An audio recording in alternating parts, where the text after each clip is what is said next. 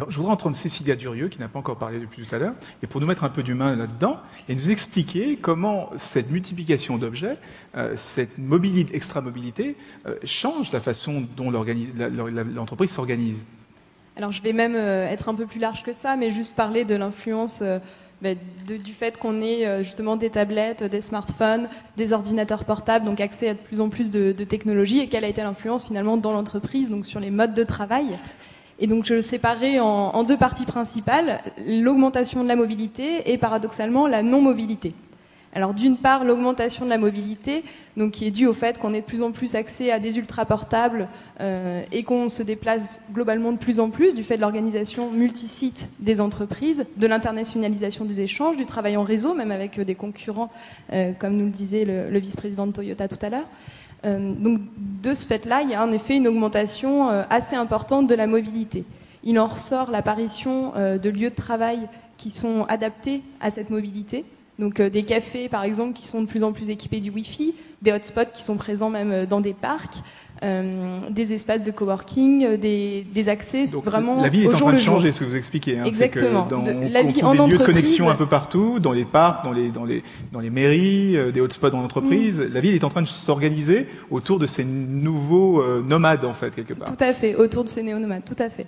Et alors la deuxième partie, donc c'est un peu paradoxal, mais c'est le développement de la non-mobilité, qui est également permis par la technologie, donc le fait qu'il y ait de plus en plus de plateformes collaboratives, qu'il y ait des systèmes tels que la visioconférence, la téléprésence qui se développent et qui, là, ont pour objectif d'éviter les temps de transport d'une part, puisque les salariés, alors notamment en Île-de-France, mais c'est aussi le cas dans toutes les grandes villes, se déplacent 1h30, 2h, 3h par jour, donc c'est des pertes de temps qui sont vraiment considérables dans les transports. Et du point de vue environnemental aussi, on essaie d'éviter autant que faire se peut les déplacements de grande ampleur, par exemple en employant la téléprésence. Et là, on observe aujourd'hui le développement d'objets, mais qui vous semblent en tant que IT évidemment vraiment de base, mais les webcams, la plupart des entreprises sont en train de distribuer des webcams à leurs salariés. Alors après, on peut imaginer qu'il y aura des objets plus spécifiques. Par exemple, je sais que l'année dernière, à l'IT for Business, à Courchevel, il y avait les robots Ghostai qui étaient présents, donc qui permettaient de se déplacer à distance dans une entreprise, donc de visiter l'entreprise avec les petits yeux du robot. Le petit robot téléprésent, c'est un robot avec une webcam et un écran, et comme ça, on pouvait physiquement être dans un autre endroit. Oui, voilà, exactement. Donc voilà, je dirais que l'influence de la technologie aujourd'hui dans le monde de l'entreprise, c'est à la fois le développement de la mobilité et de la non-mobilité. Mais par contre, j'aimerais attirer l'attention sur le fait qu'il y a un certain nombre de risques qui sont aussi liés au développement de ces technologies et qu'on observe de plus en plus dans les entreprises. Alors, par exemple, le fait que les cadres reçoivent de plus en plus d'emails, soient de plus en plus connectés, donc il y a une porosité très importante entre le travail la journée et le soir, c'est-à-dire que les gens travaillent éventuellement tard le soir, sont par conséquent stressés. On observe par exemple le phénomène d'attention disorder trait. Donc ce sont des cadres qui sont en général multitâches, qui reçoivent énormément de sollicitations, donc par justement tous les moyens technologiques qui existent à notre disposition et qui du coup ont des troubles pour se concentrer. Typiquement, c'est le genre de situation qui peut aboutir à un burn-out. Et qu'est-ce qu'on observe sur ces cadres? Lorsqu'on fait une IRM de leur cerveau, on s'aperçoit qu'ils ont les mêmes symptômes qu'un hyperactif, qu'un enfant hyperactif. Donc trop de sollicitations quelque part avec trop de sollicitations, exactement. Trop de sollicitations. Exactement. Donc trop de sollicitations qui ont pour but à l'origine d'augmenter la productivité, finalement, et nuisent profondément. Alors il y a quand même juste, je voulais venir rapidement sur le jeu vidéo parce que le jeu vidéo est aussi utilisé pour déstresser les cadres, notamment ce qu'on appelle un phénomène qui s'appelle la gamification, c'est la ludification si on veut parler français. C'est donc utiliser les techniques du jeu vidéo pour la formation, pour la motivation des salariés. Vous pouvez nous donner quelques informations là-dessus ? Oui, clairement, je crois que c'est un phénomène très simple, c'est que quand on fait face, entre guillemets, à des éléments qui peuvent être un peu troublants, en l'occurrence quand on rentre sur de la formation ou de l'apprentissage, pour déstresser les personnes, on prend l'optique du jeu. Le jeu, par essence, c'est le propre de l'homme, on ose le croire, et qu'à travers ça, le jeu a permis de décomplexifier les gens par rapport à différents types d'appréhension de sujets. Et en l'occurrence, ça a souvent été le cas dans la partie informatique. Et si vous prenez même l'histoire du jeu vidéo, la raison pour laquelle le jeu vidéo a eu du mal à percer initialement, c'est que pour des adultes, il y avait une vraie crainte, un syndrome à toucher un joypad pour comprendre comment on jouait. Et effectivement, quand vous avez un enfant de 8 ans qui sait jouer, alors que vous, au bout de 2 heures, vous n'allez toujours pas comprendre comment ça marche, c'était relativement troublant. Donc le jeu a réussi à passer cet univers-là. La gamification permet effectivement de pouvoir former les personnes, leur apprendre des usages de manière relativement ludique, et maintenant en fait un des outils principaux qui permet de pouvoir former des cadres. Et ça se développe fortement à travers ce qu'on appelle le serious gaming, avec des vraies mises en situation qui permettent le développement de collaborateurs, avec en plus une approche résolument très collaborative. Alors, vous pouvez nous donner un exemple de comment on utilise un jeu pour motiver ou former Moi, j'en avais un, mais c'était pour des développeurs qui recevaient des badges à chaque fois qu'ils écrivaient une ligne de code. Ça, c'est pour le développement pur et dur. Et donc, il y avait le même système de points que dans Warcraft, ceux qui connaissent Warcraft. Et est-ce que vous avez d'autres exemples? Alors, ça s'est fait en serious gaming, par exemple, sur des approches très simples, c'est de faire en sorte de créer des situations avec des algorithmes en fait de travail. Et quand les gens arrivent à contribuer avec une vraie capacité à pouvoir fédérer leurs collaborateurs, on crée à la fin une création, un univers qui sera récompensé par le nombre de personnes qui sont rentrées dans cet univers-là. Également, ici, un point important dans serious gaming, c'est la notion d'implication sur la partie médicale. Quand vous devez former des personnes, par exemple, pour leur apprendre le massage cardiaque, faites ça en entreprise pour aller masser votre secrétaire, je ne pense pas que ça passe très très bien, surtout dans des univers anglo-saxons. Si vous le faites dans une approche ludique, à travers un élément virtuel, la formation sera beaucoup plus pertinente et les gens sauront le faire de manière déstressée. D'accord. Donc ça évite quelques petits problèmes qu'il peut y avoir en entreprise. L'autre souci aussi, je voulais parler de comment on gère en entreprise tous ces objets connectés.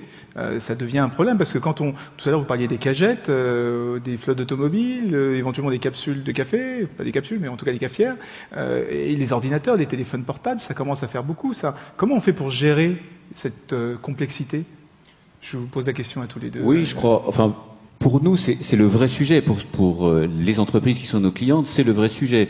Les statistiques sont assez simples. On est à peu près 5-6 milliards d'humains. Le nombre d'objets connectés sera de l'ordre de 50 milliards en 2020. Vous avez un ratio de 10 qui pourra encore évoluer. Donc vous voyez que, alors qu'on était habitué à gérer des téléphones, des PC, donc qui sont liés à nous-mêmes, donc de l'ordre de 6-7 milliards.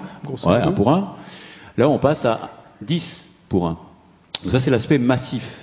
La deuxième chose, c'est que ces objets vont émettre en permanence des données. Et quand je dis des données, c'est pas seulement des données, c'est de la voix, c'est de l'image, c'est plein d'informations.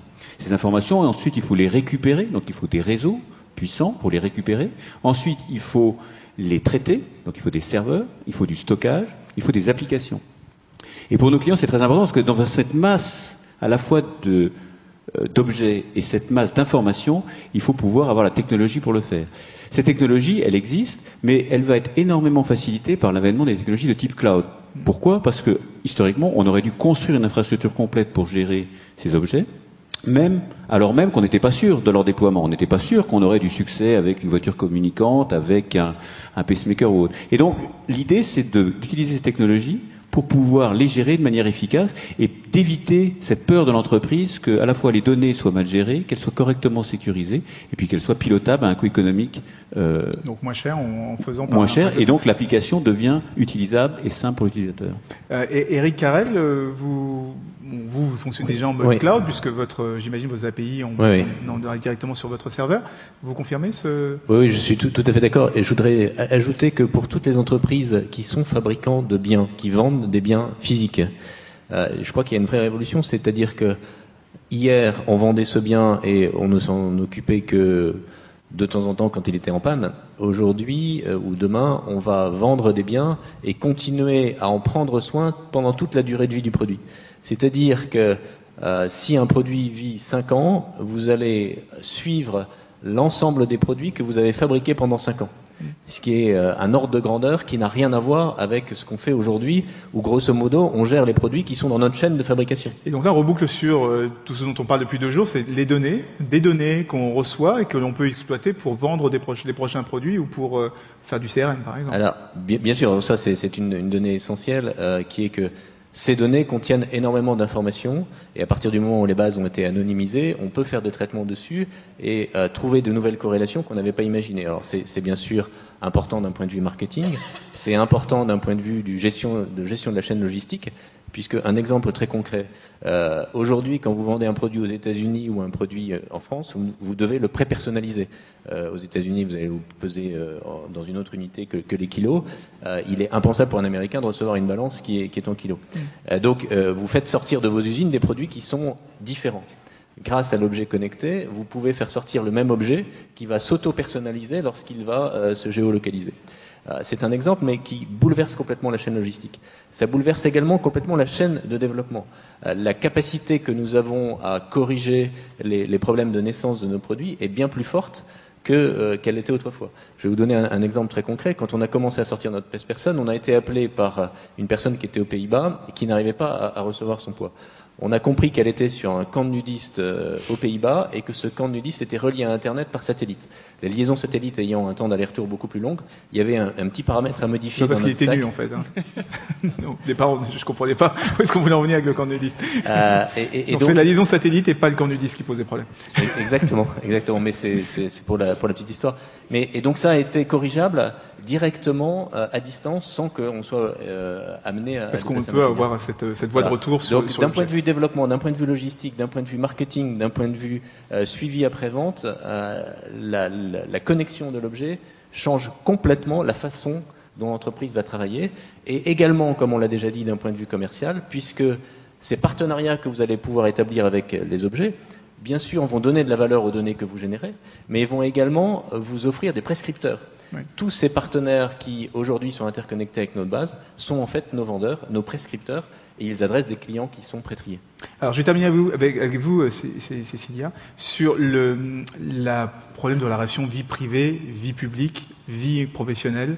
Comment on va pouvoir gérer tout ça demain? Alors, c'est un peu rapide, je vous demande une conclusion là-dessus, mais à quoi il va falloir faire attention, justement, demain, avec cette hyperconnectivité? On a parlé de personnalisation qui va nous donner envie d'accepter que certains objets très personnels soient connectés, mais on a quand même ce risque de vie privée, vie publique, notamment on le voit tous les jours avec les smartphones. Oui, tout à fait. À quoi il faut faire attention demain? Un des impacts, justement, alors par exemple, le télétravail qui est en train de se développer aujourd'hui en France, on le met en place en général pour mieux concilier vie professionnelle et vie privée, en se disant que du coup on va pouvoir aller chercher ses enfants à l'école le matin, etc. Le problème, c'est que ça a des impacts, justement, sur la porosité qui se fait entre les deux, et qui est de plus en plus importante, c'est-à-dire qu'aujourd'hui c'est toléré d'aller sur Facebook pendant la journée ou d'utiliser son smartphone, voire peut-être même de jouer parfois pendant la journée au travail, et inversement, il y a énormément de cadres qui le soir en rentrant continuent de finir un dossier ou envoient un mail le week-end. Donc c'est vrai qu'il y a de plus en plus une porosité qui est extrêmement importante, et pour ça il faut mettre en place des bonnes pratiques dans les entreprises. Donc c'est vraiment le fruit d'un dialogue entre le manager et le collectif de travail pour voir où sont les limites. Dans certaines entreprises, par exemple, il est interdit d'envoyer un email après une certaine heure.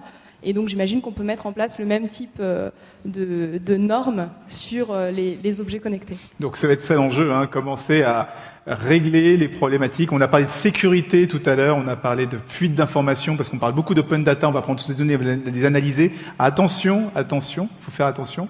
Séparer la vie publique, séparer la vie privée, protéger le citoyen, mais en même temps développer de nouvelles applications qui lui font plaisir, qui l'attendent et qui font du nouveau business. On vous remercie tous les 5.